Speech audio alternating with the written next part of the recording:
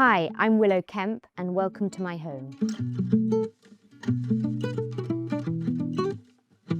This is a compact Mews house where it's been a challenging project because I've had to really maximise the space whilst adding personality. My starting point for this scheme was this beautiful antique rug sourced by Susan Delise. The colours are so saturated and vibrant and they really ground the space. On it, you will see a coffee table. It's very architectural. It's my own cantilevered design. And then you have this real guilty pleasure. It's a large L-shaped sofa, but the silhouette is defined by a blue piping. And this was actually our first prototype when I was designing, and now it's available on Shop Kit Kemp. I love to mix old and new. So we have one of my only heirloom pieces. It was my grandfather's, it was my working desk, and all the drawers are stashed full of my bits and pieces that I use to draw and paint with. So that juxtaposition of old and new is interesting and they really elevate each other. I spend nearly all my design time at our design studio, but you never know when ideas are going to come to you, and I love to be able to draw at this desk. Lining the walls with fabric gives a really tailored feel, but it's also great acoustically. And this walling has a sense of movement, so it stops the room feeling static. When I'm hanging artwork, I think about scale and balance. I've got to allow the spaces to breathe. So by having mixed media here, oils and collage, and then a 3D relief by Neil Jeffries, which is just so quirky and multi-dimensional. I love it. It really adds interest. The hand touch is so important to me. I don't want a place to look too perfect or too controlled. And Alice Kettle has brilliantly embellished these Christopher Farr cushions and just brought them to life and giving them a new dimension. On the curtains, I wasn't able to use one of my favourite fabrics by Chelsea Textiles all over the curtains, so I just chose a leading edge. If you're mad about a certain fabric that might be too expensive to use on a complete curtain, then perhaps just use it on a leading edge, as I've done here, and it has the same impact.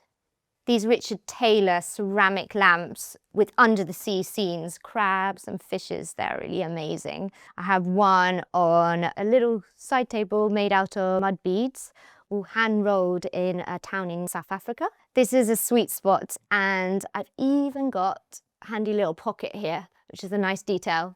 And this is Lost and Found by Christopher Farr, one of our designs that just keeps on giving. The setup is around this fireplace, and I chose a modern one with clear, strong architectural lines, but it's very slim, and the hearth doesn't encroach into the room. There is this congruent design thread that leads you from one space to the next as the mood changes, and I love how you walk along the treetop and then walk above the trees, and then you open out into this larger space.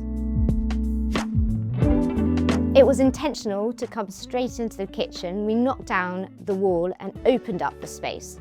Everything in here has to serve a function as well as look good.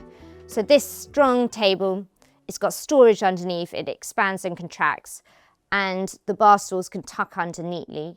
This banquette, which is upholstered in one of our designs for Christopher Farr, has storage underneath it. Behind the bookshelves, where all my objects and all our belongings are on display, we have antique mirror, and that's very clever because it diffuses the light and makes the room feel bigger.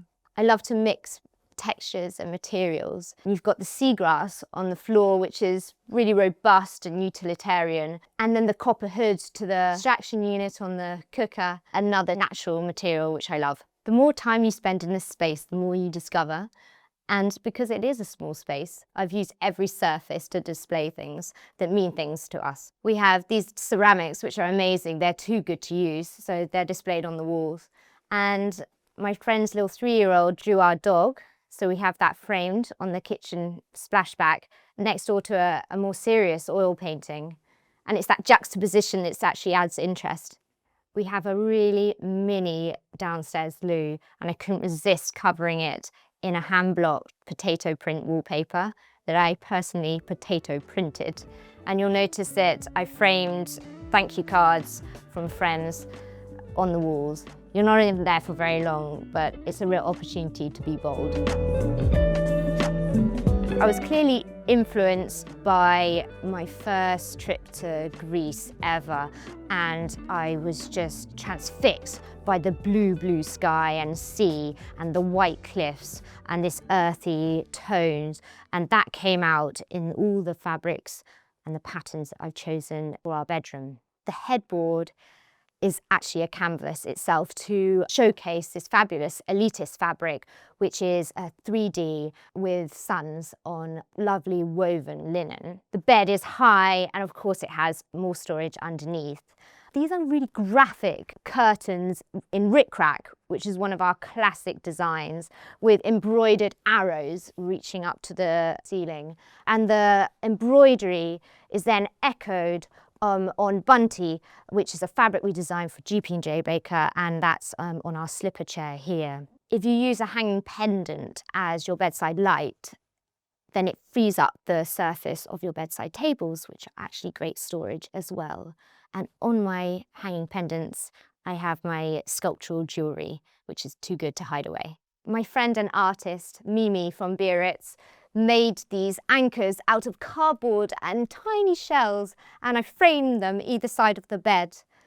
They're some of my favourite pieces. These are my own paintings of the New Forest, which is my childhood home.